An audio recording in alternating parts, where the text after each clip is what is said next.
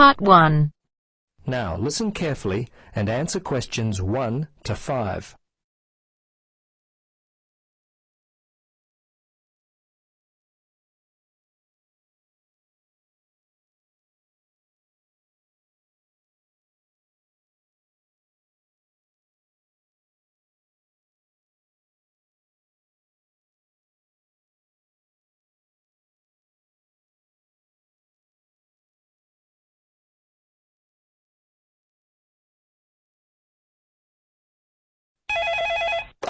Hello. Yes, hello. It's Tom Burlinson calling from Clean It Vacuum Cleaners. Mr. Sargent, is it? Yes? I understand you recently purchased a vacuum from us. Is that correct? Yes, that's right. Well, this is simply a call to find out if you've been happy with your purchase. Our company prides itself on its after-sales service. Just because you bought from us doesn't mean you're no longer important to us. Could you spare a few moments to answer some questions? Sure. How long will this take? Well, not long at all, Mr. Sargent. Usually only about 3 or 4 minutes. Okay. What would you like to know? Okay, great. I'll just go through the survey form and if you'll just bear with me, this shouldn't take long at all. Okay, first question. Which model did you purchase and when? Yes, it was the super cleaner. We bought it about 2 weeks ago. Let's see, it was a Monday, I think, because my wife's birthday was on the Sunday, 24th. That would make it the 25th. Yes, August the 25th. Okay. Now, do you remember the name of the salesperson? Was he worth remembering? Yes, his name was Jim. My wife and I were very impressed with him. He was a great source of information, very helpful. Great. I'll make sure that your kind words about Jim are passed on to him. Okay, now let's see. Yes. Have you purchased any other products from us this year? Oh, let's see. Of course, we bought the super cleaner. I think that's all. Well, we bought some vacuum bags with it as well. I think Daisy bought some carpet cleaner from your store back in February. That's about all, I think. I have to ask my wife about that one. She's not here at the moment. No, that's okay. Your answer will do fine. We don't have to be too picky. Okay, so how much money would you say you've spent all told in the store? Just an approximate amount will do fine. Wow, that's a difficult question. I don't really know. The vacuum was £150. The other stuff, I'd say around £15, I suppose. The total was around £165. But I couldn't be totally sure. It may be a bit more than that. That's fine. That's fine. Now, the next thing on my list is how would you rate the quality of the products you purchased? Good, actually. Very good. So far, we've not had any problems with the products from Clean It. Service and value have been very good. So I guess you have a loyal customer. Oh, wonderful. I'm really pleased that your experience with our company has been a positive one. Tell me, do you purchase any other items of cleaning equipment? If so, from whom? I'm very fussy about the interior of my car, you know. The seats and carpets, I found a product from Easy Clean which works well on the carpets and an air freshener from Mr. Tidy that really smells good. Apart from that, I couldn't say for sure. I think my wife buys floor cleaner from Johnson Brothers. Before you listen to the rest of the conversation, you have some time to look at questions 6 to 10.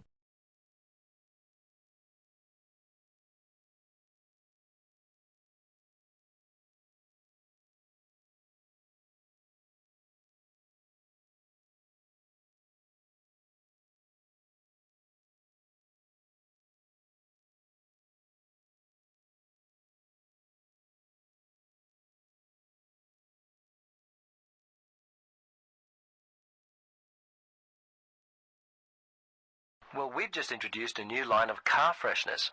You might like to stop by. We'll offer you a 20% discount. Okay, we're almost to the end of the questions. Now, I know you were happy with Jim, but overall, how would you rate the quality of our service? Fine. I thought it was good. The lady in accounts was a little unfriendly, but overall I would say the service was quite good, actually. Jim made all the difference, and you certainly seem to be a very nice person. Oh, thanks, Mr. Sargent. Please, Tom, call me Terry. Oh, okay, Terry. Very good. Second last question. We're thinking of expanding our trading hours. When are the best times, the most convenient for you to shop? Oh, I'm not a shopper. I mostly leave it all up to my wife. She works full time. Let's see, For me, I guess I'd have to say Sundays between 1 and 3, and I'm not working on Thursdays now, so if I had to, I guess Thursdays between, say, 11 and 12 noon. Okay. Last question, Mr. Sergeant. Terry, do you have any other suggestions for us? Anything at all? Well, come to think of it now, there was one thing. Turn up the air conditioner. I seem to remember sweltering in there, and it was unpleasant and hot. Also, and this is just me, I always like to have some music playing, quietly in the background. It just makes the place seem friendlier, more professional. Well, I'll certainly mention that to management. Well, that's it. Thanks so much for your time, Terry. If there is anything we can do in the future to help you, don't hesitate to call us. Okay, bye now. Yes, bye-bye, and thanks again. That is the end of part 1. You now have half a minute to check your answers.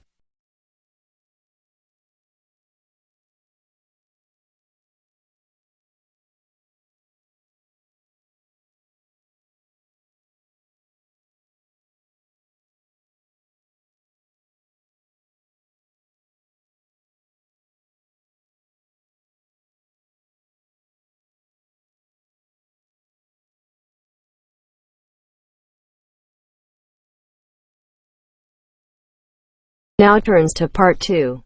Part 2.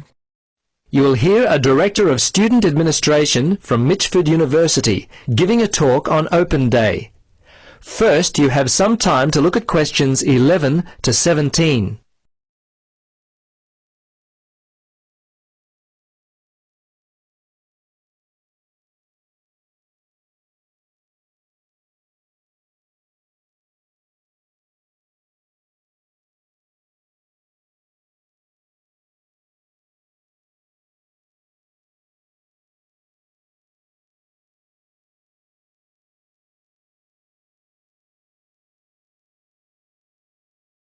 Hello to you all.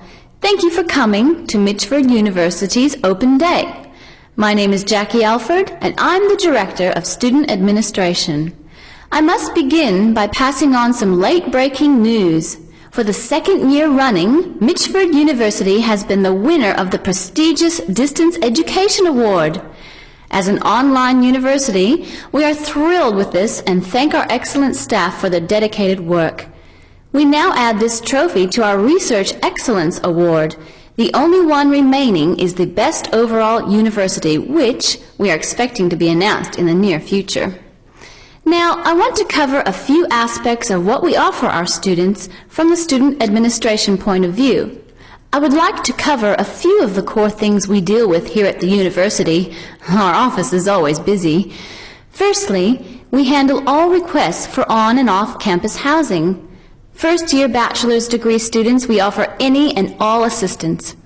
If you're considering a postgraduate degree with us, which some of you coming to the area with families are, I've met some of you already, I think, please be aware that due to staff constraints, we are only able to help international students.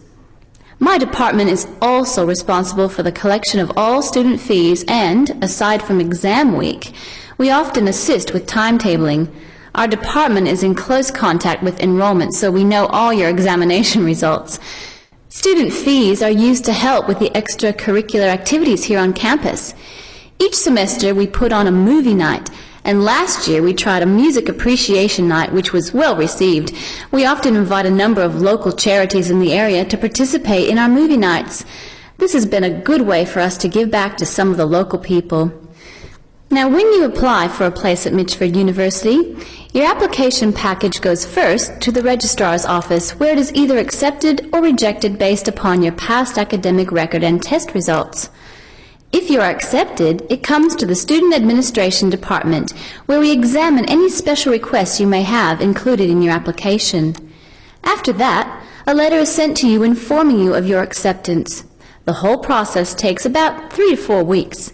Generally, if we receive applications by April or early May, students are notified of their acceptance in late June, unless you make mistakes with your application, which is all too common.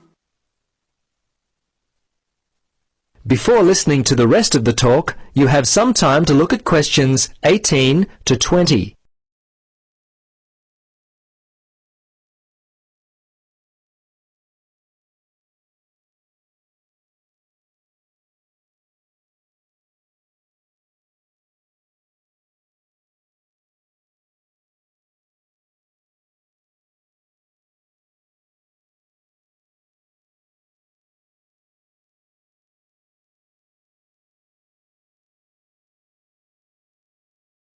Yes, there are things we ask you not to do. Some people forget important information, believe it or not, and we get this most often. Some applicants forget to include a forwarding address. We can't send anything back to them. Another big one is forgetting to include past academic records. Hey, please don't forget them. We've had minor problems with people forgetting to include the processing fee, which stands at $45. Still others leave off the compulsory picture of themselves. Oh, yes, and perhaps the most common mistake people make is sending the application to the incorrect address. Please send the application to our post office box address. Okay, that's enough for me. Any questions? That is the end of part 2. You now have half a minute to check your answers.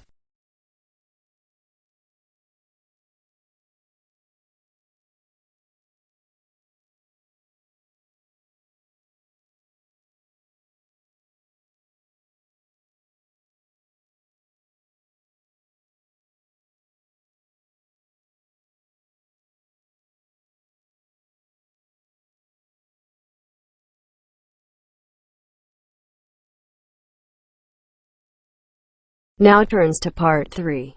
Part 3. You will hear two engineering students, a woman in her 6th year called Linda and a man in his 5th year called Matthew, discussing the benefits of student work placements. Before you listen, you have some time to look at questions 21 to 26.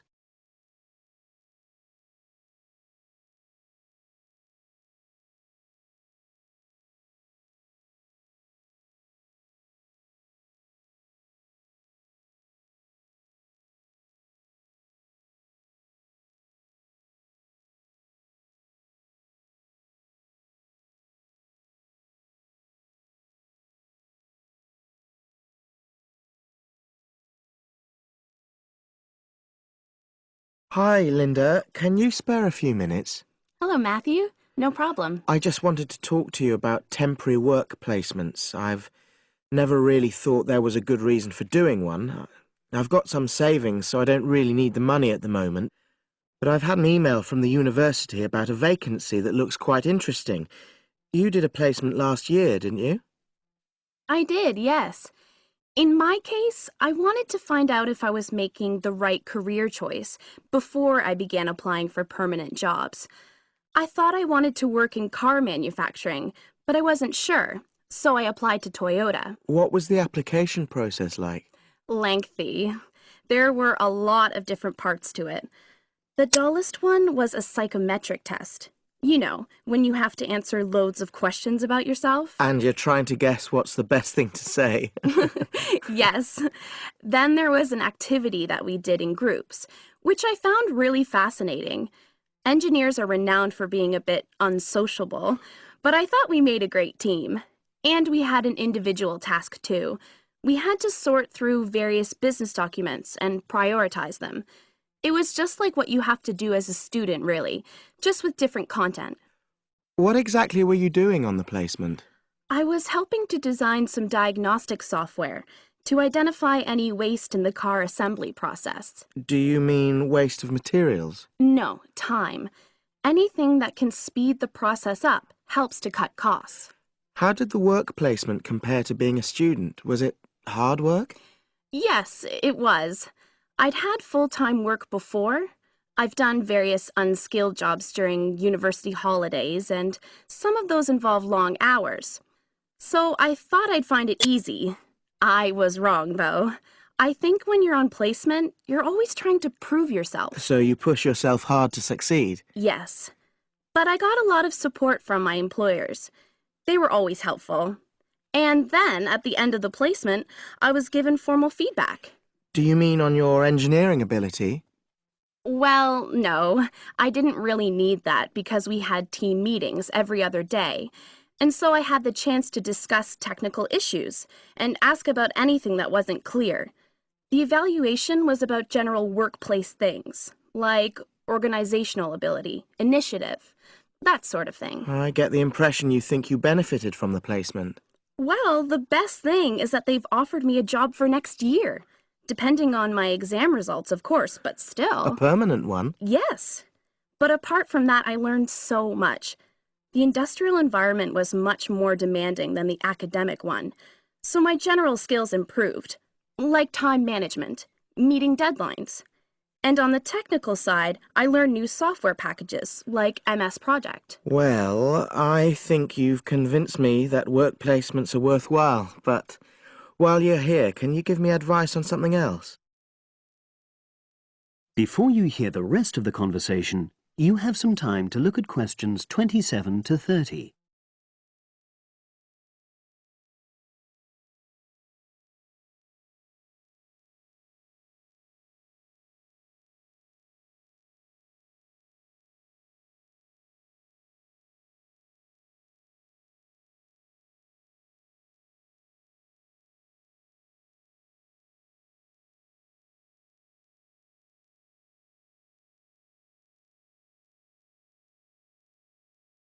I'm about to make a start on the engineering materials module, and I've got a book list here. Can you have a quick look and tell me what you would recommend? That's if you can remember. Let's see. I do remember some of them. Yes, this one, The Science of Materials. I found the subject quite hard generally, but this book is very accessible, so it suited me. It doesn't cover everything, though. What about this one then, Materials Engineering? Oh, yes, I do remember that. But it's a bit out of date now, isn't it? Unless it's a new edition. I don't think so. But what I liked about it were the pictures. They really helped to understand the descriptions. It's useful just from that point of view. Let's see, what else? Oh, yes, that one there, Engineering Basics. I think out of all these, that's got the widest coverage. But I've looked at the contents page and it hardly mentions nanotechnology. Yes, you're right. The evolution of materials does, though. It's a recent publication, so it covers all the latest developments. It's a bit thin on the 1960s, though, and that decade was quite important. Well, it sounds as if they all complement each other in some ways. I don't suppose you can lend me... That is the end of part 3.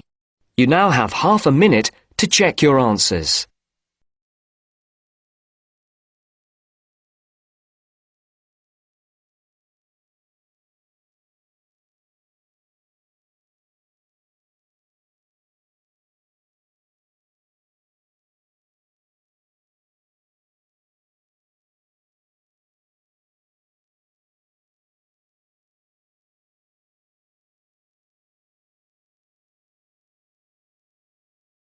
Now turns to part 4.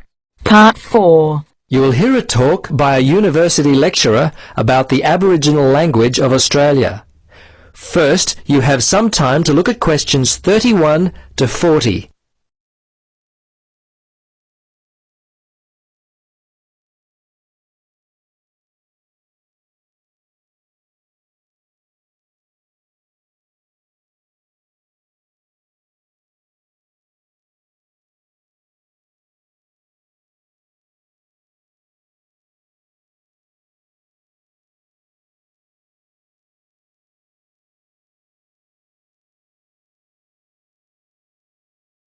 We'll begin our course of study this semester by looking at the role of the English language among the native or indigenous peoples of Australia. Aboriginal English, as it is often referred to, was described by one linguist as the first and most significant dialect of Australian English. Over the years, there has been much research in the continent of Australia concerning the use and types of Aboriginal English. Some linguists have suggested that there were literally hundreds of languages spoken by the indigenous or Aboriginal people. European settlers who came to the continent of Australia brought with them their own language, and this was adopted by the Aboriginal people. As a result, many of the languages used by the Aboriginals died off. I should mention that in Central Australia, white settlement began comparatively late, with the setting up of the Overland Telegraph Station near Alice Springs in the 1860s. For the Aboriginal people of Central Australia, the coming of the white man to the area had a negative impact upon their culture and language. However, Despite their domination, a number of central Aboriginal language groups managed to survive quite well.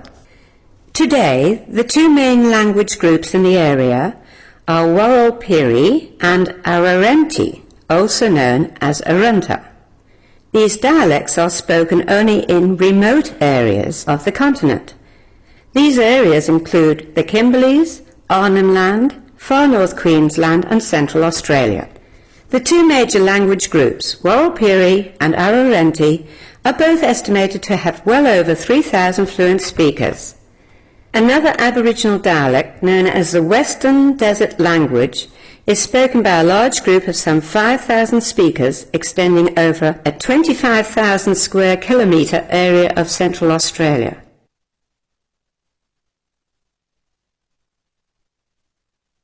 So just how many languages were in use by these people? It's difficult to say conclusively, but some linguists have suggested as many as 260, while others quote a more conservative figure of around 200.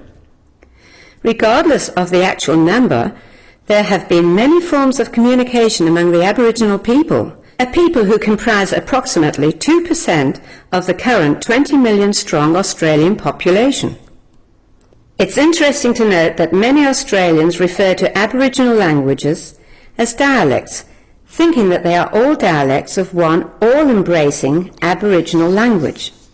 This is actually incorrect. In fact, all of the original estimated 250 languages were mutually incomprehensible, as different from each other as, for example, German and French.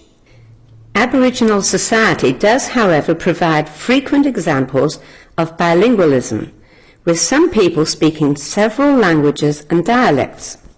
In actual fact, a number of the languages spoken by Indigenous Australians are themselves actually variations of English.